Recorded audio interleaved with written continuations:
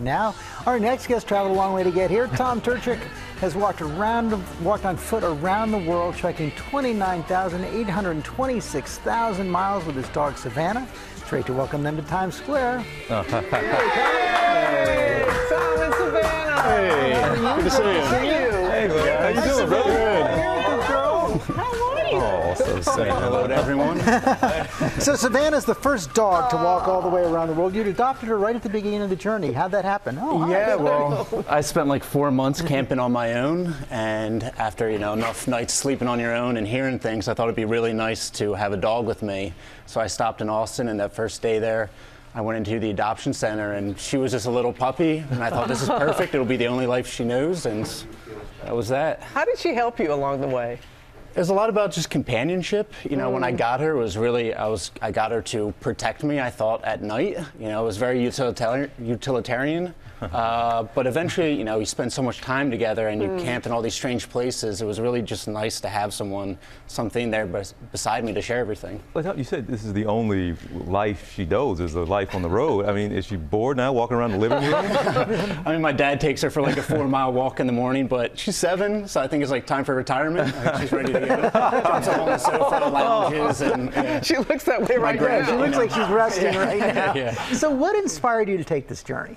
I had a friend at 17 who passed away, and it was very formative for me. I realized that I could go at any moment, and so when I thought about what I wanted out of life, I wanted to travel, I wanted to have adventure, and I wanted to understand the world. And so walking around the world seemed like the best way to solve all of those things.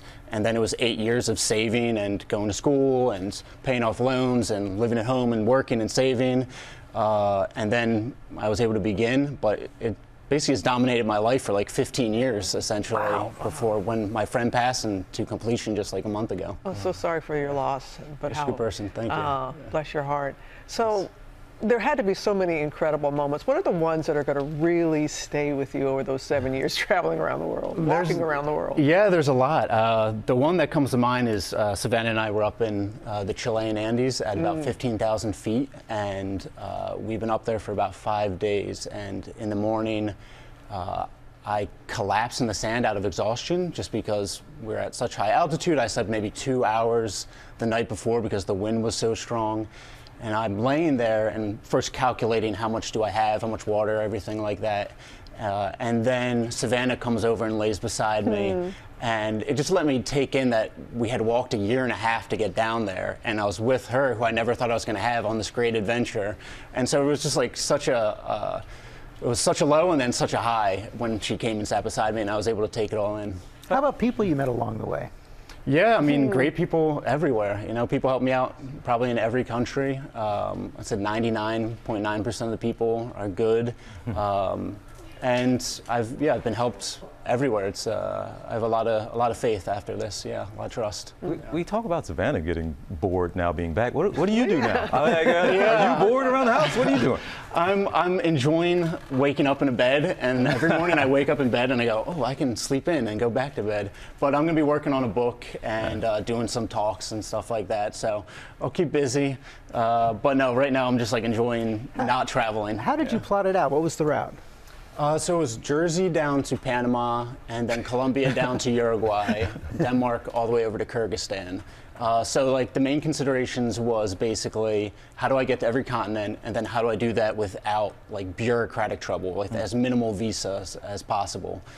So like the total walking time was actually about 5.5 years, but with COVID and I fell ill after South America. You did? Yeah, I lost I'm skinny. I lost like 45 pounds from an illness. And then recovered and got back to it. It's really just, doing a little bit of, walking around the world is a little bit of work every day and then setting it aside and doing it again the next day. And it was the same with the recovery and, just having that vision in mind and doing a little work every day. I guess you're over the peanut butter jelly sandwiches. They said you ate thousands.